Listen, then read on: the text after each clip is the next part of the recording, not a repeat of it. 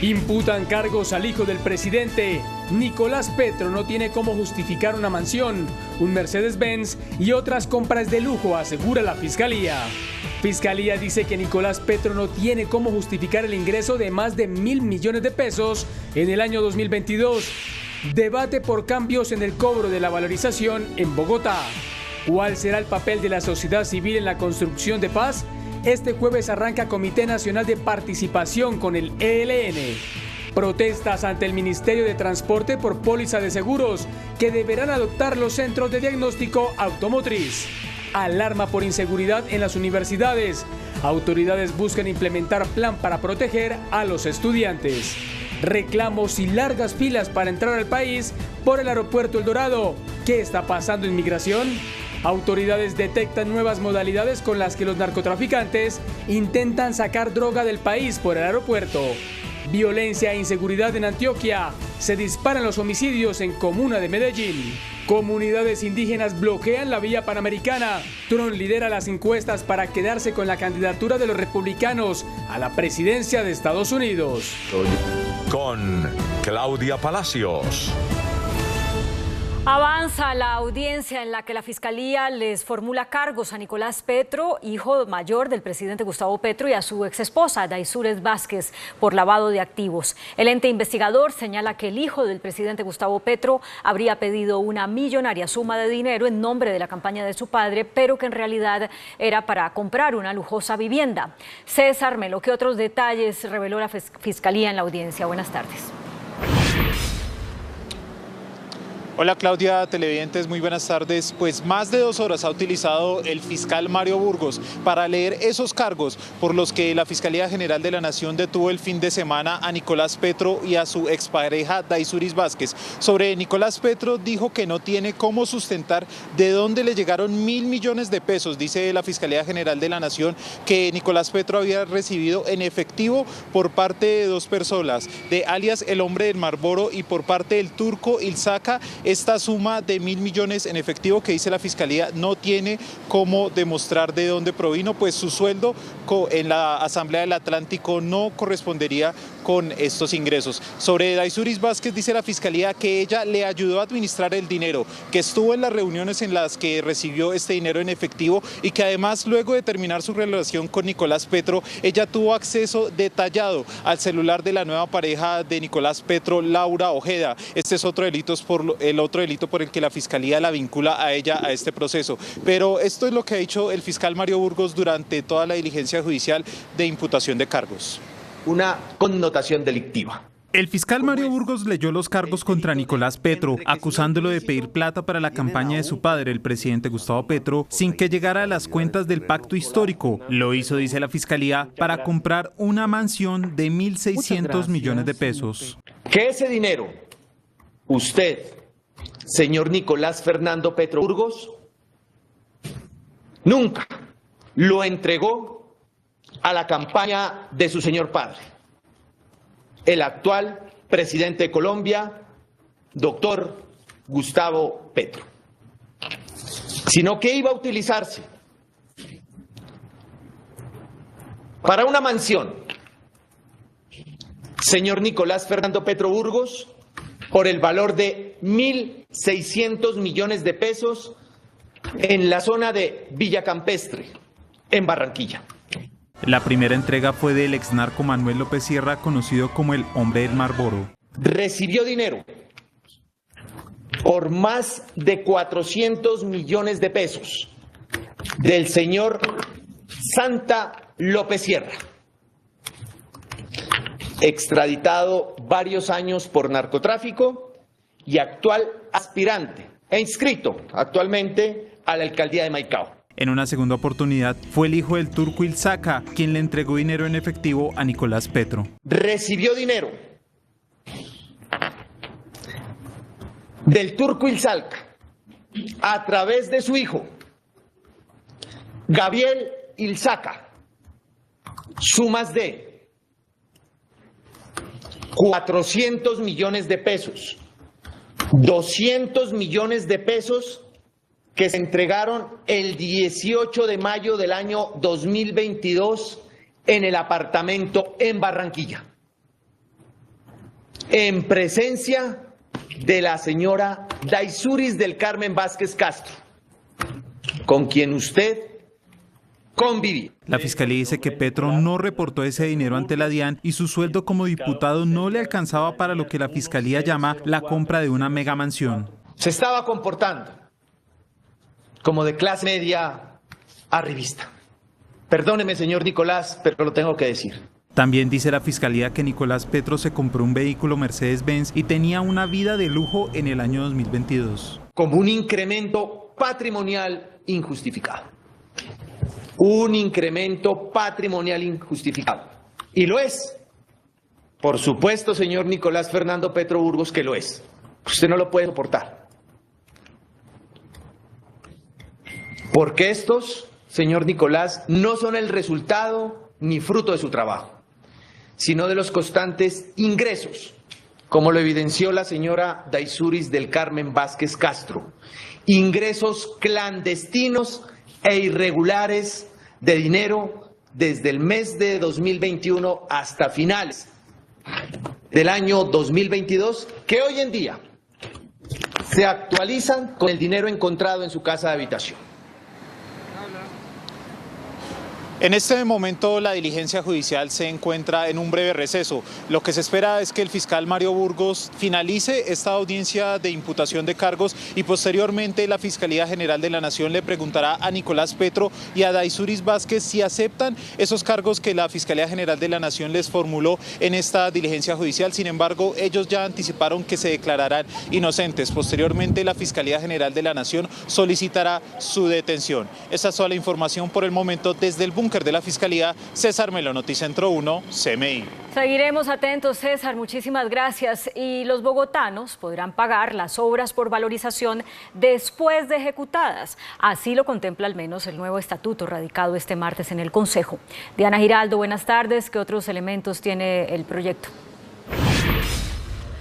Claudia y televidentes, muy buenas tardes. A esta hora la Administración está radicando el nuevo Estatuto de Valorización.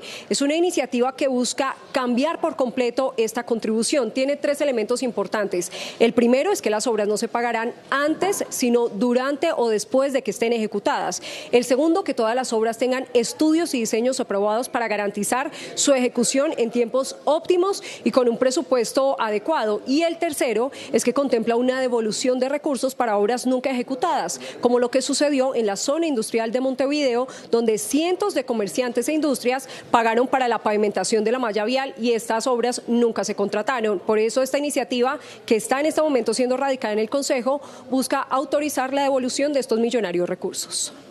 La valorización se ha convertido en el dolor de cabeza de los bogotanos. De las 16 obras cobradas en el 2018, solo se ha entregado una. Para evitar que esta pesadilla se repita, el distrito presentó un cambio en la contribución. Adicionalmente también se está pidiendo que todas las obras que se traigan para ser financiadas por valorización tengan estudios y diseños de detalle.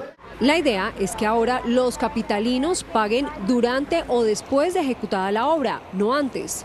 Que se pueda cobrar después, una vez estén las actas de recibo final de las obras, o durante, pero solo hasta cuando haya ocurrido pasado el 50% de la obra ejecutada físicamente. Además, el proyecto abre la puerta para la devolución de recursos de obras que nunca empezaron, como lo sucedido en la zona industrial de Montevideo. Aquellas obras que nunca se contrataron, que no tienen ningún compromiso contractual, o sea, no hay ningún compromiso con ningún contrato, ni de diseño, ni de construcción, la administración podrá devolver los recursos que se cobraron por la contribución de valorización. Hace 36 años no se modifica el Estatuto de Valorización en Bogotá. Además, la iniciativa contempla algunos alivios para los comerciantes afectados por obras de valorización. Además del 10% que tienen por el pronto pago, tendrán un 10% de descuento adicional en el pago de la contribución. Es por lo pronto la información que originamos en directo desde el Consejo de Bogotá. Diana Giraldo, Noticentro 1, CMI. Noticia en desarrollo en CMI. En desarrollo está la protesta ante el Ministerio de Transporte por una orden que obliga a los centros de diagnóstico automotriz, es decir, donde se realizan las revisiones técnico-mecánicas y otros procedimientos, a contratar una póliza de seguros que cubra terceros. Angélica Arango, ¿cuál es la situación? ¿Qué es lo que reclaman exactamente los manifestantes? ¿Qué tal? Claudia, muy buenas tardes, y para todos los televidentes nos encontramos en inmediaciones del Ministerio de Transporte, pues hasta aquí han llegado agremiaciones y líderes de centros de diagnóstico automotor, pues en un mes tendrían que autorizar las nuevas pólizas de responsabilidad civil. Con esto tendría un aumento la tecnomecánica de un 15%. El año pasado en la ley 2283 numeral 6 se dio a conocer una póliza que deben asumir los centros de diagnóstico automotor, el cual no está dentro de la canasta de costos. Como no está dentro de la canasta de costos, es obligación de los CEDAS, ¿sí?, como organismo de apoyo, asumir ese precio, pero eso nos indica que debe subir el precio de los precios para las personas que hacen la revisión. Bueno, eso fue hace un año. ¿Por qué están protestando el día de hoy? Digamos que eso fue en diciembre, salió en enero y estamos, ¿por qué?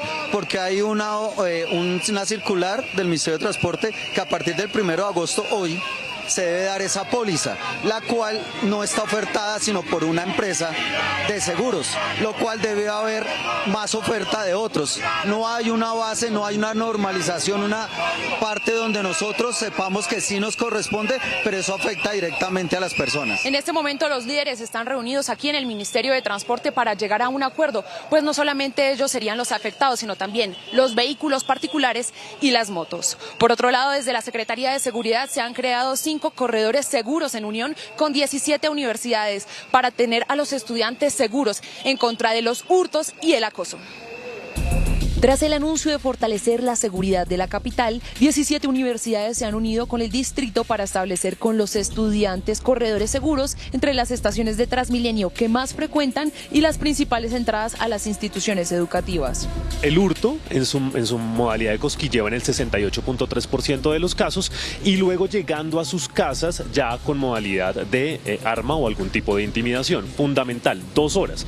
Cuando llegan de 6 de la mañana a 9 de la mañana y en la tarde, ya en el pico de cierre de Transmilenio, cuando vamos de 9 de la noche a 11 de la noche. Allí tenemos 50 estaciones priorizadas que hacen parte de los corredores universitarios y comprenden entre 1 y 1.5 kilómetros entre la estación más cercana y la entrada a la universidad. Otro flagelo al que se ven expuestos los estudiantes es el acoso en el sistema masivo de transporte, sobre todo en las estaciones de Transmilenio, Universidades, Calle 45 y San Diego. Cambiamos de tema, pues en el aeropuerto El Dorado fueron incautados 10 kilos de cocaína en diferentes presentaciones. La más llamativa de estas, óigase bien, fueron 11 monumentos o figuras de la Virgen María que tendrían en su interior esta cocaína. En medio de los controles que se presentan en los aeropuertos alrededor del país, la policía ha detectado 1.608 casos de tráfico y porte de sustancias psicoactivas, en donde se han incautado alrededor de 2.000 kilos de cocaína y 1.000 de marihuana, permitiendo la captura de 168 personas en lo corrido de este año. De los 168 capturados, 58 son mujeres, tenemos igualmente 10 extranjeros, y esto implica necesariamente por parte de la policía mejorar las estrategias para los controles. Escáneres, caninos, inteligencia, como ya lo indicamos, para evitar que siga saliendo droga al país. Este año, en suma, lo que tenemos nosotros son 2 toneladas de droga incautada, específicamente de cocaína en los aeropuertos, y 1 tonelada también de marihuana. En el aeropuerto El Dorado de Bogotá se han incautado 607 kilos de cocaína y 88 personas han sido capturadas. En los últimos casos, las autoridades han registrado el ingenio de estos delincuentes, pues han encontrado estupefacientes envueltos en dulces típicos colombianos. En los baños del aeropuerto, incluso en la zona de carga, las autoridades encontraron una caja de cartón que al interior tenía 11 figuras religiosas en yeso, alusivas a la Virgen María, que tenían destino España. Al inspeccionarlas encontraron en su interior 2.652 gramos de cocaína en formas irregulares. La condena por tráfico y porte de estupefacientes oscila entre los 8 y 12 años de prisión. Finalizamos con esta información, pues en el aeropuerto El Dorado hay un déficit de 700 funcionarios en la parte de migración. Esto que ha ocasionado largas filas y demoras en el proceso migratorio. En horas de la mañana se presentaron largas filas y congestión en el sector de migración en el aeropuerto El Dorado. Esto debido a que actualmente se presenta un déficit de 700 funcionarios, lo cual ha provocado un retraso en el proceso de ingreso y de verificación de las condiciones de entrada de los viajeros. En redes sociales los pasajeros mostraron su descontento. Las filas de migración en el aeropuerto de Bogotá, sábado 9:45 p.m. Así es que Colombia se va a convertir en potencia de turismo. Recuerden nunca, pero jamás pasar por migración del aeropuerto El Dorado de ingreso al país. Y si lo hacen, asegúrense de tener una conexión de mínimo 6-7 horas. Es absurdo que el puesto de migración más importante de Colombia sea un caos absoluto. A esta hora en el aeropuerto El Dorado, Bogotá, una fila tan larga que dicen que son 2 horas para hacer migración más largo que vuelo. La primera impresión que damos a los visitantes: ¡qué tristeza! Migración Colombia, Mintransporte, Cancillería Colombia. Paralelo a estas denuncias, la firma internacional S-Money ubicó al aeropuerto El Dorado como el más congestionado del mundo por cuenta de sus filas de filtros de seguridad, migración y check-in. Con esta información me despido en inmediaciones del Ministerio de Transporte. Angélica María Arango, Noticentro 1, CMI. Gracias, Angélica. Buena tarde. 2 personas muertas y 2 más heridas dejó el más reciente ataque sicarial ocurrido en el barrio Manrique de Medellín. Las autoridades reportan un aumento de homicidios de 206% en esa comuna. Hernán Muñoz nos informa. Hernán.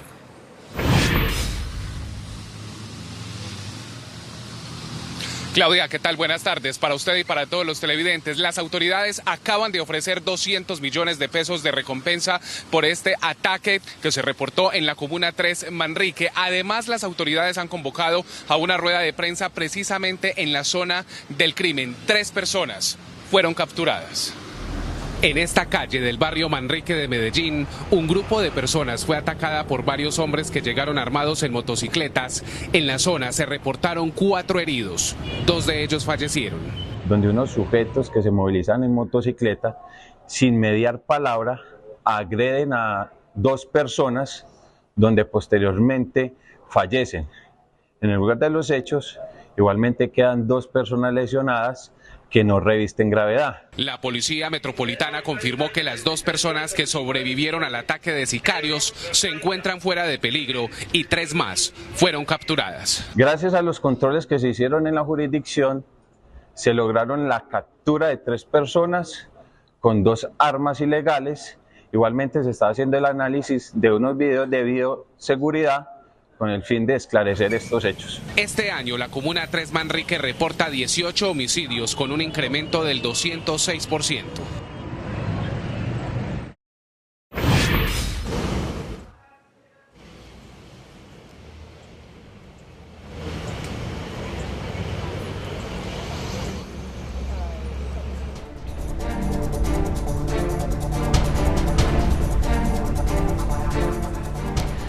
En un momento vamos a volver con nuestro corresponsal en Medellín para conocer otras noticias de esa capital y de Antioquia. Por lo pronto nos vamos a ir a Bucaramanga porque sin solución a la vista, con graves problemas para los viajeros y el anuncio de desabastecimiento de gasolina en el puerto petrolero, inició el segundo día de bloqueos en la Ruta del Sol sobre la vía Bucaramanga-Barranca Bermeja. ¿Por qué no hubo diálogo entre los manifestantes y el gobierno? Es lo que nos va a contar Ana Mercedes. Buenas tardes, ¿qué tal, Ana Mercedes? Hola Claudia, televidentes, gusto saludarlos. Pues no se ha llegado a un acuerdo con estas comunidades por un tema jurídico. Asegura la Gobernación de Santander que esta ruta tiene una protección especial de vía férrea por parte de la ANI y hasta tanto no se defina esta situación no se pueden invertir los recursos acordados con las comunidades. Un limbo jurídico complica la situación al bloqueo vial que desde ayer adelantan comunidades campesinas en la vía Bucaramanga-Barranca Bermeja como protesta al incumplimiento en el arreglo de sus carreteras. El gobierno asegura que esta es una ruta férrea con protección especial de la ANI que no se puede tocar. Dado que la vía se encuentra dentro de una franja de seguridad de la línea férrea y fue con la ANI y con el Invías quienes nos han manifestado la imposibilidad de tener alguna licencia o permiso que nos permita realizar esta inversión. Entre tanto, las comunidades se mantienen en su posición de cierre y anuncian más bloqueos a lo largo de la troncal panamericana hasta tanto no haya una solución. No le vemos solución a esto, entonces se nos une sur de Bolívar, Simití, Santa Rosa y ahora próximamente diferentes veredas que nos van a seguir acompañando para salir a la troncal y muy próximamente no habrá ni tránsito por ninguno de estos sectores. En el puerto petrolero se anuncia desabastecimiento de combustible y en las terminales de transporte los viajeros pagan las consecuencias. Desde la gobernación se coordinan reuniones con con la ANI y el Invías, así como el Ministerio de Transporte, para buscar salida a esta problemática que en 2 días deja millonarias pérdidas para el sector transportador. Y a esta hora avanzan las reuniones y estos comités de diálogo entre las autoridades y las comunidades para poner fin a la problemática de esta región. Lo único que está permitido es el corredor humanitario en la zona donde se presentan los bloqueos. Nosotros seguiremos atentos al desarrollo de esta noticia. Por ahora es todo desde Bucaramanga para Noticentro 1 CMI, informó Ana Mercedes Ariza. Feliz tarde para todos. Estaremos pendientes entonces, Ana Mercedes, gracias. En otros hechos, la Procuraduría General denunció que un proyecto de decreto del Ministerio de Medio Ambiente establece un veto a la minería en el país. Se refiere la Procuraduría al proyecto de decreto para declarar y delimitar zonas de reservas de recursos naturales de carácter temporal en el país. Se puede interpretar que establece efectivamente vetos a la minería porque establece una serie de restricciones, incluso podría terminar modificando y alterando el contenido y sentido de las disposiciones del Código de Minas. El gobierno anunció que con ese borrador de decreto pretende dar cumplimiento a un fallo del Consejo de Estado sobre la ventanilla minera, que ordena corregir el déficit de protección ambiental en las reglas para otorgar títulos mineros. Establecer vetos o restricciones o moratorias generales frente a la actividad minera en Colombia no es una fórmula para dar solución a la problemática del ordenamiento mineroambiental en Colombia. Vamos a hacer una pausa en Noticentro 1 CMI. Al regresar, la vía panamericana se encuentra cerrada por un bloqueo que llevan a cabo comunidades indígenas.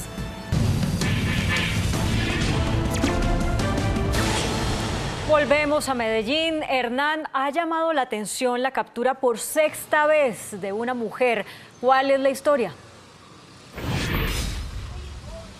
Claudia, 6ª vez capturada, una mujer señalada de escopolaminar a varios hombres en exclusivas discotecas del sector de la ciudad. Le preguntamos a las autoridades por qué la reincidencia y aquí está la respuesta y la historia. Según la investigación, esta mujer, conocida con el alias de la Cabezona, fue capturada por 6ª vez y está señalada de drogar con escopolamina a varios hombres en exclusivos bares de la ciudad, aprovechando su apariencia física.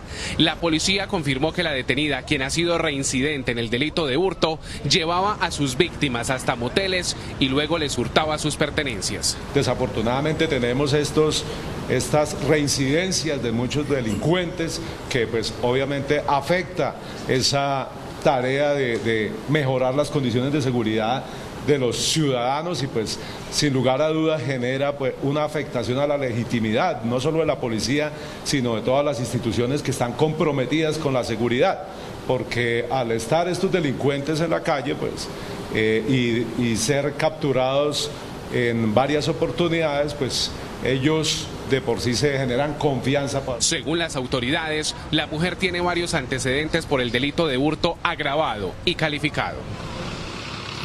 Y atención porque se reportó una nueva emergencia en Amagá, Antioquia. 4 trabajadores de una mina de carbón quedaron atrapados en un socavón. Después de varias horas y de intensas labores de búsqueda, fueron rescatados. Todos fueron trasladados a un hospital cercano y según las autoridades, 2 de ellos en este momento tienen un pronóstico reservado por el nivel de intoxicación. En menos de 2 semanas, esta es la segunda emergencia que se reporta. Recordemos que seguimos atentos a esta otra situación que ocurrió hace 11 días en una mina de carbón donde permanecen atrapados 6 trabajadores. Hace pocos minutos Noticentro 1 CMI habló con el representante legal de la mina y nos dicen que ellos quedaron atrapados a 320 metros de profundidad y ya están muy cerca de llegar a esta zona donde hasta el momento no se ha establecido comunicación con los trabajadores. Por lo pronto esta es toda la información. Desde Medellín, Hernán Muñoz, Noticentro 1 CMI. Nuevo hecho, Hernán, muchas gracias. A esta hora la vía panamericana se encuentra cerrada por cuenta de un bloqueo que llevan a cabo comunidades indígenas a la altura del municipio de Piendamó, en el Cauca. Vamos al suroccidente del país. Valentina, buenas tardes. ¿Cuál es el motivo de esta protesta? Claudia y televidentes, muy buenas tardes. Así es, a esta hora la vía panamericana entre Popayán y Cali se encuentra bloqueada por cuenta de manifestaciones por parte de indígenas de la comunidad conocida como los nietos de Manuel Quintín Lame, quienes han protagonizado una manifestación exactamente en el municipio de Piendamó, solicitando al gobierno nacional la entrega de tierras y también mejor calidad para la educación y la salud de sus comunidades. Su protesta ha consistido en atravesar por más de 1,5 kilómetros tractomulas, retroexcavadoras, también volquetas y furgones, además de material de construcción en la zona. Desde los diferentes gremios se ha demostrado preocupación por la capacidad de destrucción de estos manifestantes, además de que bloquean la vía para los vehículos de carga y de pasajeros, lo que impacta directamente la economía del país. También el ministro del Interior, Luis Fernando Velasco, aseguró que se ha enviado una delegación para dialogar con estas comunidades y lograr acuerdos para así poder restablecer el paso por la vía panamericana. Y en otras noticias, las autoridades de Santiago de Cali continúan los operativos para contrarrestar el microtráfico en la ciudad. Veamos. En una acción articulada entre la Policía Nacional y la Fiscalía General de la Nación, se logró la desarticulación de un grupo de delincuencia común organizado denominado Los Queseros, con la captura de gran parte de sus integrantes, quienes venían afectando la tranquilidad de entornos educativos y recreo deportivos en la Comuna 13 de Cali. Estas personas son presentadas ante el juez de control de garantías, se les imputan los cargos de concierto para delinquir agravado y tráfico de estupefacientes agravado. Estos resultados se hicieron posibles tras una extensa investigación por parte de las autoridades. Se pudo establecer que el líder de los queseros era Arias el Flaco, quien presenta una orden de captura vigente por tentativa de homicidio. Otra de las personas capturadas fue identificada como una creadora de contenido digital y pareja sentimental de alias El Flaco. Durante las diligencias de allanamiento en las viviendas fueron hallados 20 gramos de cocaína, al menos 110 cigarrillos de marihuana y 1.100 gramos de marihuana suelta. Con estos resultados, las autoridades logran proteger la tranquilidad de la ciudadanía en entornos educativos y deportivos. Claudia y televidentes, por el momento esta es la información desde Santiago de Cali. Valentina Villegas para Noticentro 1, CMI. Feliz tarde, Valentina, muchas gracias. Y fueron capturadas personas que para hacer allanamientos se vestían como policías, sin serlo. Son delincuentes que usaban esa artimaña para robar. Stig Luengas con los detalles. Buenas tardes, ¿qué tal? Así es, Claudia y televidentes, feliz tarde. Pues un operativo mediante el plan candado de las autoridades de Bogotá, donde se permite la captura de 6 personas, entre estas 5 hombres y una mujer. Todos los 5 hombres con antecedentes, uno de estos por homicidio en el año 2019. Según las autoridades, estas personas se hacían pasar por policías para cometer falsos allanamientos y robos en la capital. Para hablar de este tema nos acompaña el coronel Juan Carlos Arévalo, comandante operativo de seguridad ciudadana número 3 de la metropolitana de la capital. Bienvenido, coronel, a CMI. Detalles, por favor, de cómo operaba esta banda que se hacía pasar por policías. Bueno, el día de ayer, gracias a la oportuna información por parte de nuestras redes de apoyo, en este caso nuestra red de apoyo de motociclistas, se logran identificar a unos individuos, los cuales, siendo ubicados posteriormente en un sector del barrio Carvajal, se encuentran 2 armas de fuego, se incautan 2 vehículos, uno tipo taxi y un vehículo tipo blanco, tipo Jetta. Estas personas capturadas, 5 de ellas presentan antecedentes, una de ellas presenta antecedente por homicidio, así aparte de este grupo también una femenina. Es de resaltar en estas capturas que se realizaron que estos individuos portaban una gorra de la Policía Nacional como también un chaleco. Según la información que se tenía, pretendían asaltar una bodega del sector. Se ve también en unos videos de cámaras de seguridad cómo operaba toda esta banda delincuencial conformada por las 6 personas. ¿Qué más incautaron? ¿Ellos andaban con armas de fuego? Bueno, las 2 armas de fuego son una tipo revólver y una tipo pistola, igualmente que un supresor de sonido o silenciador. Municiones para la misma. También había algunas prendas, uniformes, chalecos. ¿Qué más había en medio de ese operativo que realiza la policía? Bueno, como prendas es de resaltar la gorra de policía, la gorra de color azul y un chaleco de policía color verde. ¿Hay algunos policías implicados con esta banda que den información? ¿Ustedes tienen alguna investigación interna o solo eran estas personas que se hacían pasar por oficiales?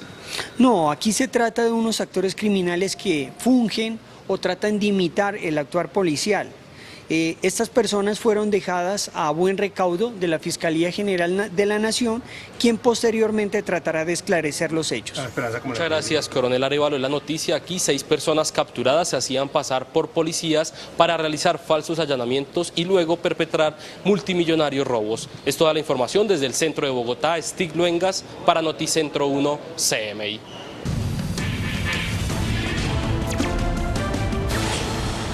Este jueves arranca en Bogotá con la presencia de los comandantes del ELN, el Comité Nacional de Participación. ¿Cuál será el papel de la sociedad civil en la construcción de ese proceso de paz con el ELN? William Parra, buenas tardes. ¿Qué se sabe? ¿Qué dicen los negociadores?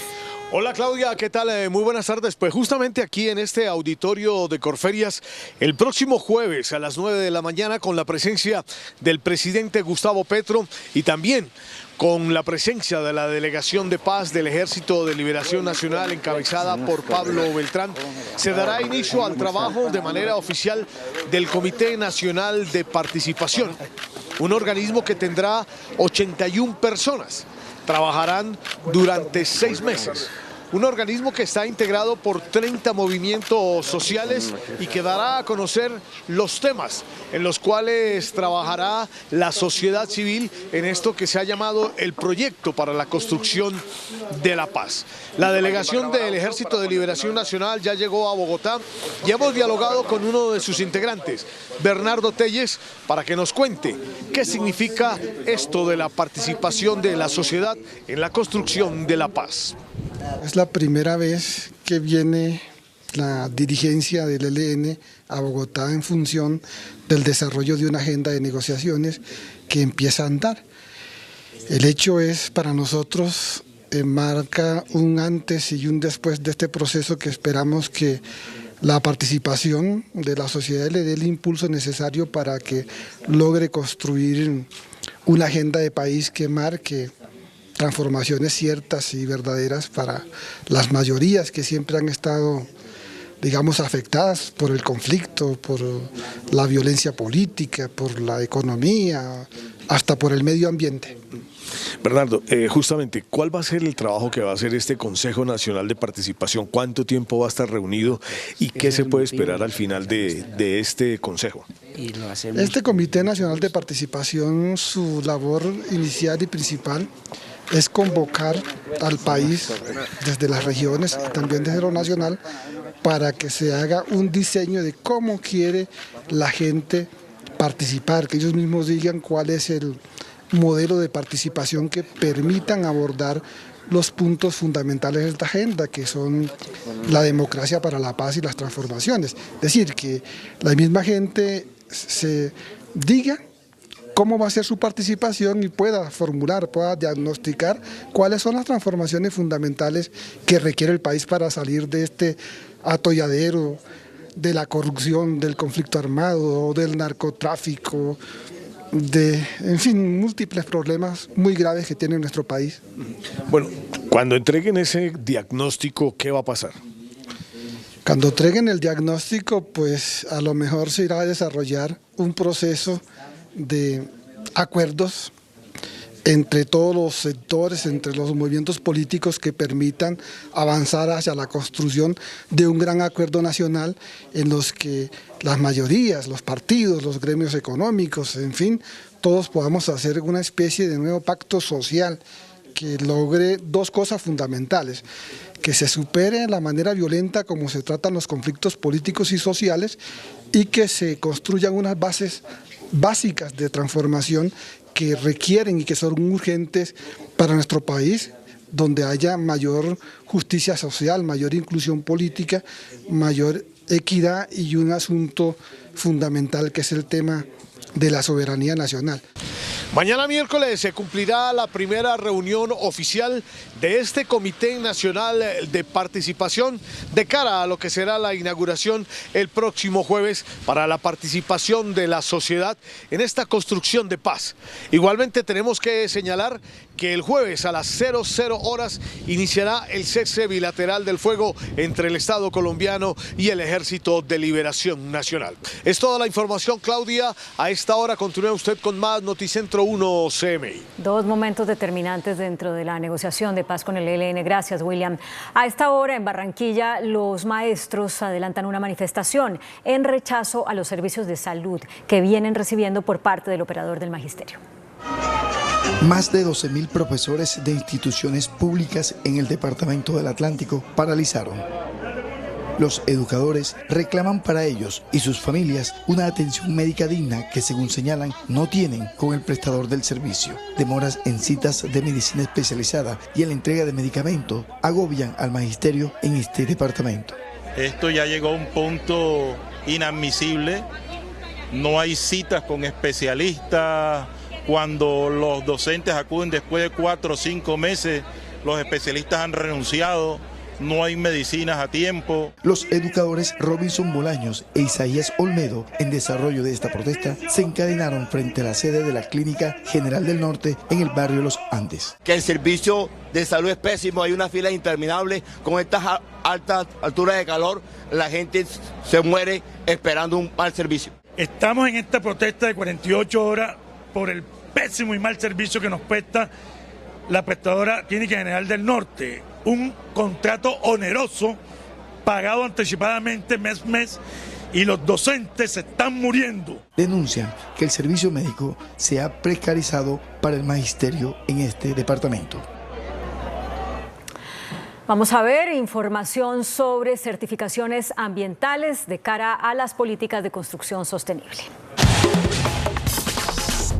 La construcción sostenible ya maneja estándares internacionales de calidad para la fabricación y elaboración de aceros y laminados en el país. Se trata de las certificaciones y autorizaciones ambientales entregadas a las empresas como Acesco, que garantiza modelos ambientales para la producción de esas materias primas. Se tienen las mejores notas y calificaciones del mercado, que le sirven a los constructores para poder sumar puntos en los procesos de certificación LEED, ¿no? Pensando en el consumidor, se lanzó una campaña con el fin de mostrar la importancia de comprar bienes de calidad y durabilidad.